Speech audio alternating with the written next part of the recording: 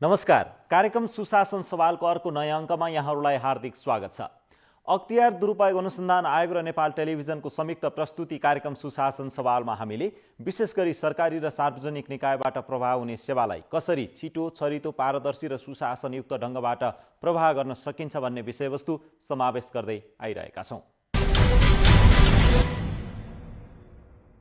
दर्शकबिन, अख्तियार दुरुपयोग अनुसन्धान आयोगले आर्थिक वर्ष 2075-76 को वार्षिक प्रगति प्रतिवेदन राष्ट्रपति विद्यादेवी भण्डारी समक्ष पेश गरेको छ। आर्थिक वर्ष 2075-76 आयोगको इतिहासमै सबैभन्दा सफल वर्षका रूपमा रहेको अख्तियारले बताएको छ। आयोगको इतिहासमा आर्थिक वर्ष 2075-76 मा मुद्दा दायर र सफलता दर पनि उल्लेख्य रूपमा रहेको छ। त्यसो त उजुरीको सङ्ख्या पनि आर्थिक वर्ष 2075-76 मा सबैभन्दा बढी रहेको आयोगले बताएको छ र यसै वर्षदेखि आयोगले आफ्नो 5 वर्षीय रणनीति पनि अगाडि बढाएको छ र आयोगको रणनीतिमा एउटा अर्थात् सङ्गठनात्मक सुदृढीकरणको रणनीतिलाई पनि अगाडि सारेको छ। आयोगले अख्तियार दुरुपयोग अनुसन्धान आयोगले आफ्नो 29औं वार्षिक प्रतिवेदन राष्ट्रपति विद्यादेवी भण्डारीलाई बुझाएको छ।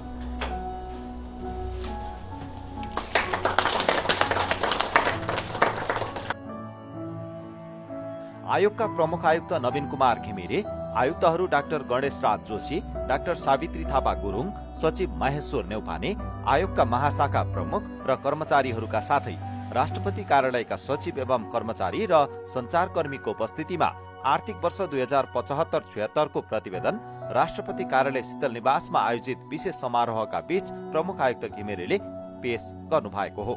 आयोगको 29औं वार्षिक प्रतिवेदन पेश गर्नुहुँदै प्रमुख आयुक्त नवीन कुमार घिमिरेले आयोगबाट सम्पादित अनुसन्धान र अभियोजन सम्बन्धी कार्यको विश्लेषण, भ्रष्टाचार नियन्त्रणका निरोधात्मक र प्रवर्धनात्मक प्रयासहरू, संस्थागत सुदृढीकरणमा आयोगको क्रियाशीलता, भ्रष्टाचारजन्य कार्यको प्रवृत्ति विश्लेषण, नेपाल सरकार, प्रदेश सरकार तथा स्थानीय तहहरूलाई भ्रष्टाचार नियन्त्रण गरी सुशासन अभिवृद्धि गर्न दिएका छुट्टा छुट्टै सुझावहरूका साथै आयोगको आगामी रणनीति लगायतका विषयमा जानकारी गराउनु भएको थियो।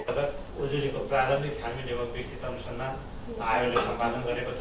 विशेष अदालतमा मुद्दा दायर गरेको छ र अदालतबाट प्राप्त फैसला उप सम्बन्धित सर्वोच्च अदालतमा पुनरावेदन गर्ने कार्य गरेको छ। सम्बन्धित निकायमा सुझाव चाहिँ सम्प्रेषण गर्ने कार्य पनि आयोगले सम्पादन गरेको छ र तथ्यहीन र प्रमाणविहीन उजुरीको तामेली गर्ने गरेको छ र भ्रष्टाचार कामका प्रवर्धनात्मक र निरोधात्मक कार्यहरू र संस्थागत सुदृढीकरणका कार्यहरू चाहिँ आयोगले सम्पादन गरेको छ। उजुरीको सङ्ख्यातर्फ निवेदन गर्नुपर्दा सामान्य राष्ट्रपतिज्यू आर्थिक वर्ष 2075-76 मा जम्मा 16,997 वटा उजुरीहरू प्राप्त भएका थिए र 74-75बाट सरेर आएका 7,088 वटा उजुरी गरेर जम्मा उजुरी 24,085 वटा रहेको थियो। आयोगको कार्यालय ढङ्गालका उजुरीहरूको सङ्ख्या हेर्ने हो भने 14,171 र मातक कार्यालयका उजुरी 9,914 वटा रहेको छ र जम्मा 24,085 अघि नै निवेदन गरिसके। आयोगको केन्द्रीय कार्यालय काठमाडौँमा र त्यसै गरेर बाहिर चाहिँ 7 वटा कार्यालय नेपालगञ्जमा एउटा सम्पर्क कार्यालय रहेको अवस्था छ। प्रतिवेदन हस्तान्तरण कार्यक्रममा प्रमुख आयुक्त घिमिरेले आयोगबाट उजुरीको अनुसन्धान र अभियोजनका साथै निरोधात्मक, प्रवर्धनात्मक र संस्थागत सुदृढीकरणका कार्यहरू भइरहेको बताउनु भएको थियो। यस आर्थिक वर्षमा सार्वजनिक पद धारण गरेका व्यक्तिहरूले गरेको भ्रष्टाचारजन्य कार्य उप प्रारम्भिक छानबिन एवं विस्तृत अनुसन्धान गरेपछि विशेष अदालतमा मुद्दा दायर गर्ने, पुनरावेदन गर्ने, सम्बन्धित निकायमा आवश्यक कारबाहीका लागि सुझाव लेखी पठाउने तथा तथ्यहीन र प्रमाणविहीन उजुरी तामेलीमा राख्ने निर्णयहरूमा आयोगले सफलता हात पार्दै गएको आयोगको प्रतिवेदनमा उल्लेख छ। प्रमुख आयुक्त घिमिरेले आयोगको सक्रियता, कर्मचारी एवं नागरिक समाजको साथले भ्रष्टाचार नियन्त्रणमा सफलता मिलेको बताउनु भएको थियो। उहाँले पहिलेको तुलनामा उजुरीको संख्या बढ्दो क्रममा रहेको भन्दै स्थानीय तहका उजुरी अहिले बढिरहेको बताउनु भयो। बढी उजुरीका क्षेत्रहरूको बारेमा भन्नुपर्दाखेरि सबैभन्दा पहिले शिक्षा क्षेत्रमा सबैभन्दा धेरै उजुरीहरू प्राप्त हुन गइरहेको थियो। अहिले आएर सङ्घीय मामिला खास गरेर स्थानीय सरकारसँग सम्बन्धित उजुरीहरूको सङ्ख्या चाहिँ अत्याधिक रूपमा वृद्धि भएको छ। यो प्रतिशत हेर्दाखेरि 26.87 छ र शिक्षा क्षेत्रमा 16.95, भूमि प्रशासनसँग जोडिएका 8.34, वन तथा वातावरणको 4.6, स्वास्थ्य तथा जनसङ्ख्या 3.98, गृह प्रशासनसँग सम्बन्धित 3.54, भौतिक पूर्वाधार तथा यातायातसँग सम्बन्धित 3.42, ऊर्जा जलस्रोत र सिँचाइ 2.62, अर्थ 2.33, नक्कली शैक्षिक प्रमाणपत्र 8.53, गैर कानुनी सम्पत्ति आर्जन 7.61 र अन्य निकाय र क्षेत्रसँग सम्बन्धित 11.52% उजुरीको क्षेत्र सिराएको कुरा निवेदन गर्न चाहन्छु। प्रतिवेदन बुझाउने क्रममा उहाँले उजुरी, छानबिन र मुद्दा दायर मात्र ठूलो कुरा नभई यसको सफलता दरले अर्थ राख्ने बताउनु भयो। यसका लागि आयोगले आफ्नो विस्तृत अनुसन्धान, तथ्य र प्रमाणहरूको संकलन एवं छानबिनलाई परिष्कृत र परिमार्जित गर्दै समयानुकूल बनाउँदै अगाडि बढेको जानकारी उहाँले गराउनु भएको थियो। त्यो फैसला प्राप्त अब मुद्दा दायर गर्नु मात्रै सबैभन्दा ठुलो कुरा चाहिँ होइन, अदालतबाट प्राप्त गर्ने सफलताले त्यत्तिकै महत्त्व राख्दछ भन्ने हामीलाई लाग्छ। यो गएको वर्ष 351वटा मुद्दा लागेकोमा 88% भन्दा बढी सफलताको दर पनि रहेको छ र यसका लागि 2टा संयन्त्रहरूले आयोगमा काम गरिराखेको कुरा पनि निवेदन गर्न चाहन्छु। एउटा पूर्णता परीक्षण संयन्त्र छ सरकारी अधिवक्ताको संयोजकत्वमा।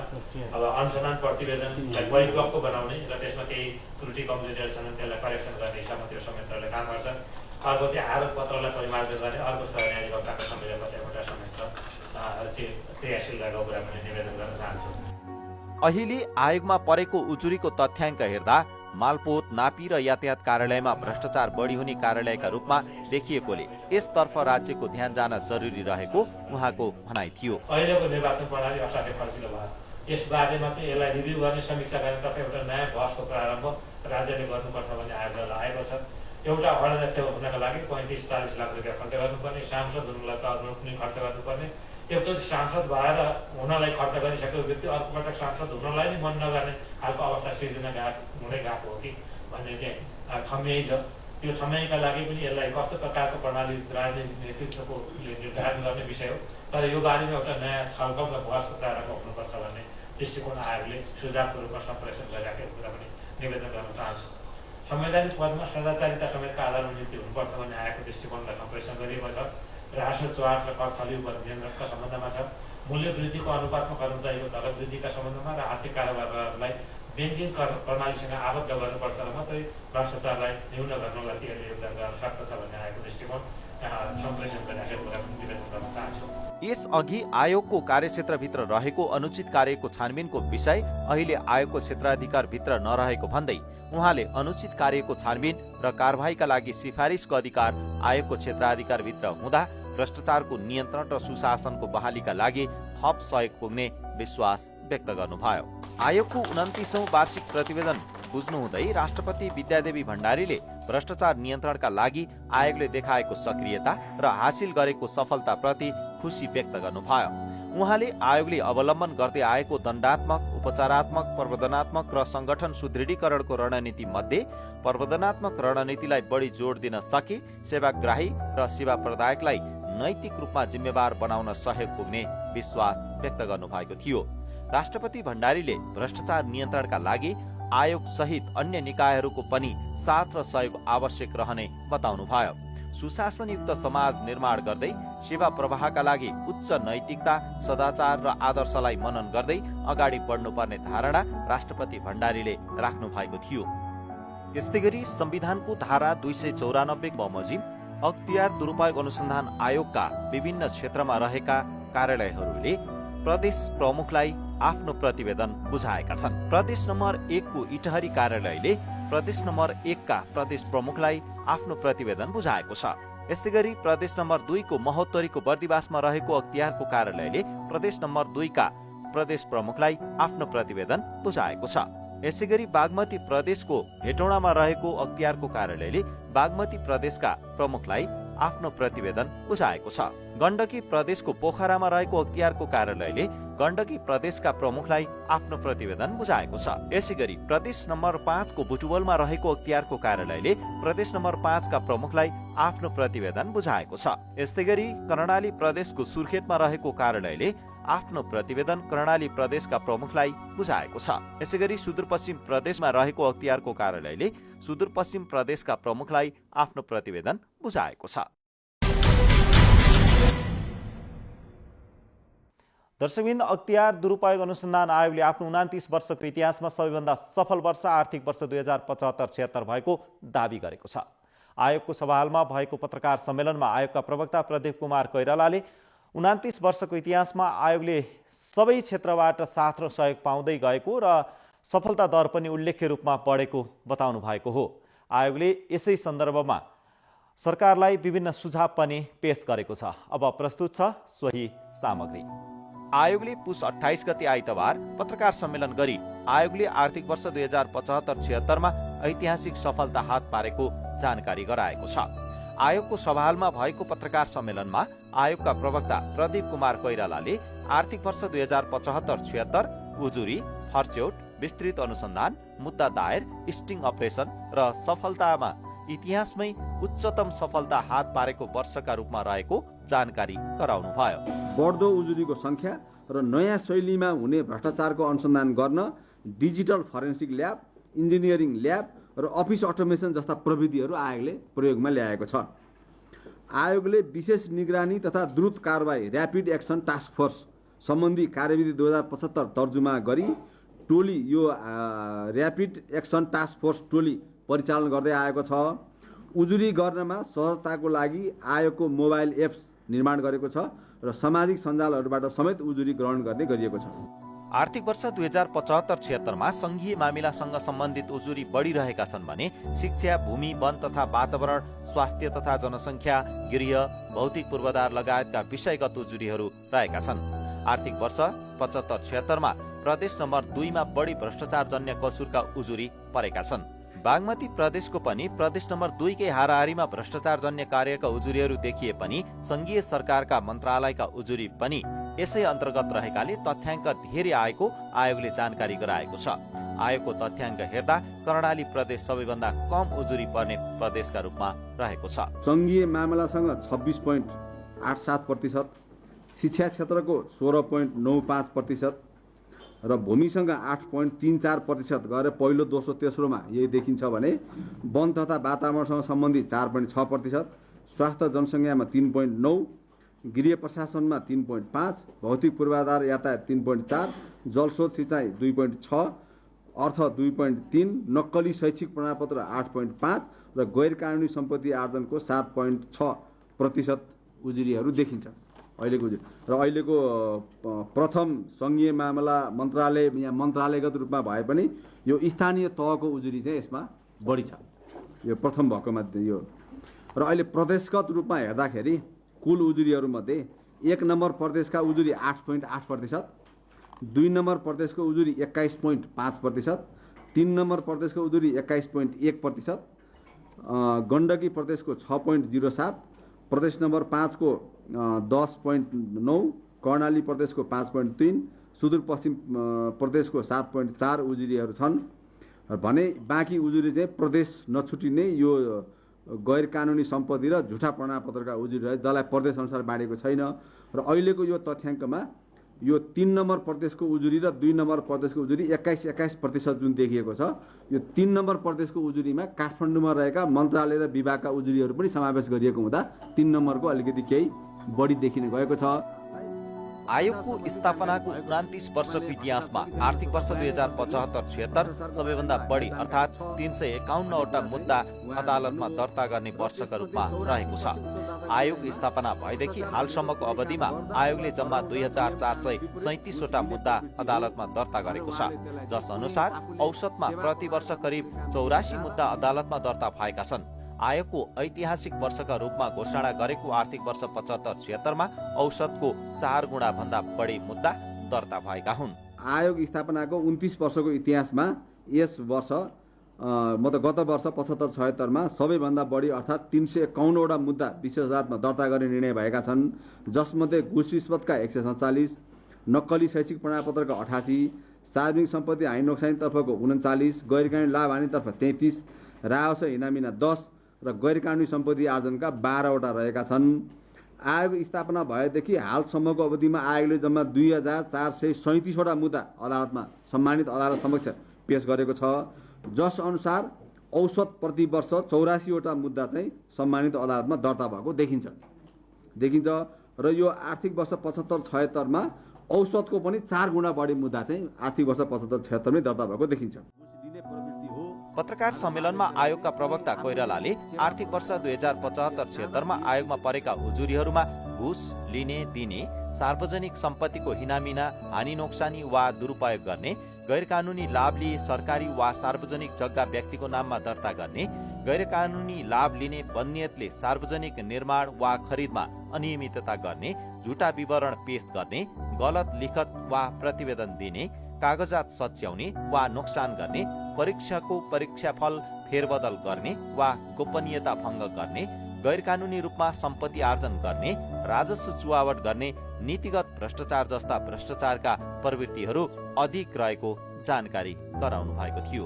आयोगमा परेका उजुरीहरूमा घुस रिश्वत लिने दिने, सार्वजनिक सम्पत्तिको हिनामिना, हानि नोक्सानी दुरुपयोग गर्ने, गैरकानुनी लाभ लिई सरकारी वा सार्वजनिक जग्गा व्यक्तिको नाममा दर्ता गर्ने, गैरकानुनी लाभ लिने बदनियतले सार्वजनिक जग्गा निर्माण वा खरिदमा अनियमितता गर्ने, झुटा विवरण पेश गर्ने, गलत लिखत वा प्रतिवेदन दिने, कागजात सच्याउने वा नोक्सान गर्ने, परीक्षाको परिणाम फेरबदल गर्ने वा गोपनीयता भङ्ग गर्ने, गैरकानुनी रूपमा सम्पत्ति आर्जन गर्ने, राजस्व चुहावट गर्ने र नीतिगत भ्रष्टाचार जस्ता प्रवृत्तिहरू चाहिँ त्यस्ता विषयका उजुरीहरू बढी देखिन्छ र त्यस्ता प्रकृतिका भ्रष्टाचारहरू बढी अहिले देखिएको छ। प्रवक्ता कोइरालाले आयोगले विकास निर्माणसँगै सम्बन्धित 7वटै विषयगत मन्त्रालयसँग सञ्चालन भएका रोगुडा ठेक्का सम्झौताको बारेमा अध्ययन विश्लेषण गरी सुझाव प्रस्तुत गरेको जानकारी गराउनुभयो। उहाँले रोगुडा ठेक्काहरूको अवस्था र प्रगतिलाई आयोगले निरन्तर अनुगमन गरिरहेको समेत जानकारी दिनुभएको थियो। आयोगले यस आर्थिक वर्षमा चालु संस्थागत रणनीतिमा संस्थागत सुदृढीकरणको रणनीतिलाई थप गर्दै 4 खम्बे भ्रष्टाचार नियन्त्रणको रणनीतिलाई अवलम्बन गरेको छ भने नागरिक समाजसँग सहकार्य अभिवृद्धि गर्न 14वटा जिल्लामा भ्रष्टाचार विरुद्धको नागरिक निगरानी संस्था गठन गर्ने कार्यमा सहजीकरण गरेको छ। भ्रष्टाचार नियन्त्रण र सुशासन प्रवर्धन गर्ने कार्यमा आयोगलाई सङ्घ, प्रदेश र स्थानीय तहका सम्पूर्ण सरकारी निकायहरूको सहयोग अपरिहार्य रहने आयोगको ठम्याइरहेको छ।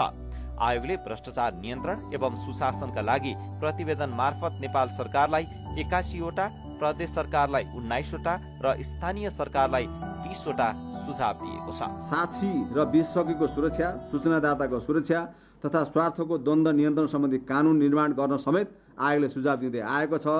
भ्रष्टाचार नियन्त्रणको प्रयासलाई थप प्रभावकारी बनाउन कानुन परिमार्जन र निर्माणको लागि पहल कदमी लिने भनेर एउटा सुझाव चाहिँ हामीले यो कानुन निर्माणमा चाहिँ हामीलाई चाहिँ यसमा पहल कदमी लिइदिनु पर्यो भनेर आयोगले एउटा सुझाव पेश गरेको छ।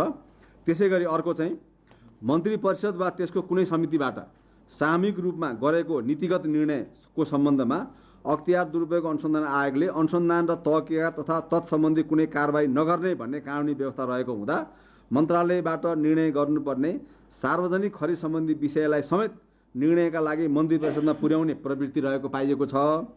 यस्तो प्रवृत्ति नियन्त्रण गर्नका लागि मन्त्री परिषदमा पेश गरिने नीतिगत निर्णयहरूको स्पष्ट परिभाषा र व्याख्या एवं नीतिगत र प्रशासनिक निर्णयको सीमा निर्धारण गरी नीतिगत निर्णय सम्बन्धी कार्यविधि तर्जुमा र कार्यान्वयन गर्ने भनेर एउटा सुझाव चाहिँ आयोगले एउटा दिएको अवस्था छ।